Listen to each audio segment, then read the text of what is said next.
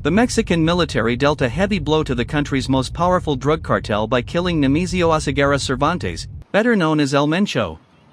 Following the operation, cartel members declared war on the government, vowing to kill anyone opposing them. They attacked a National Guard base, looted stores in at least 8 states, and videos from Guadalajara show street fighting. Armed groups set trucks on fire and blocked roads.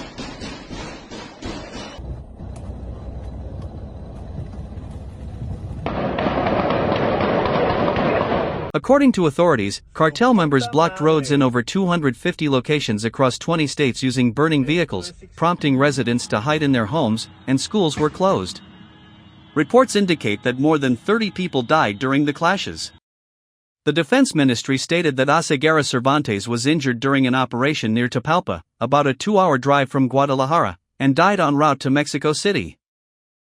This state is a key base for the cartel, notorious for smuggling large amounts of fentanyl and other narcotics into the U.S. Local authorities instructed citizens to stay indoors, canceled flights, and imposed major restrictions on public transportation.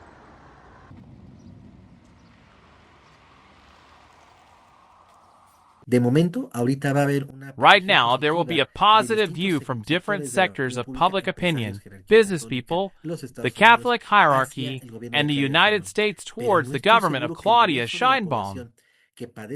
But I am not sure that the majority of the population, which suffers from the road blockades of the drug cartels, the hijacking of buses, the panic generated on social media, and the fires in convenience stores throughout the country, will accept or support this attempt at arrest that culminated in the murder of El Mencho. Local analysts note that similar government operations have been carried out several times in recent years, reflecting the so-called decapitation or kingpin strategy. The government neutralizes the cartel leader, leading to prolonged internal conflicts, yet leaving the overall situation largely unchanged. Interestingly, the killed cartel leader was wanted not only in Mexico but also in the U.S., with a $15 million bounty on his head. Nemesio Cervantes' death will trigger a redistribution of power both within Mexico and across international criminal networks. The operation aimed to capture El Mencho alive and transfer him to Mexico City, but a shootout occurred, resulting in casualties. Reports suggest that had he been captured alive, it was unlikely he would have faced trial in Mexico. Extradition to the U.S. was more probable, and U.S. authorities were reportedly aware of the operation in advance.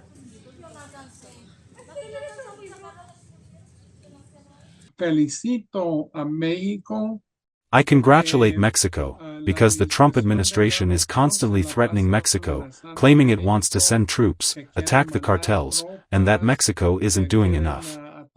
This sends a powerful message to the Trump administration that Mexico is fighting, and fighting hard and effectively.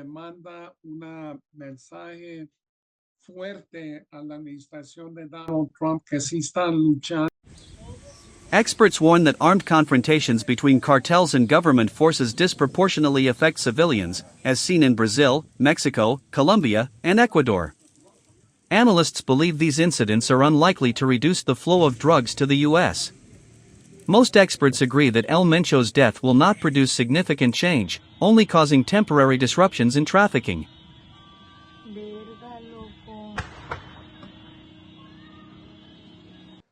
Politically, President Sheinbaum is under intense U.S. pressure. While Mexico might previously have sought unofficial truces, it is now unlikely that the U.S. will ease its pursuit of cartel leaders.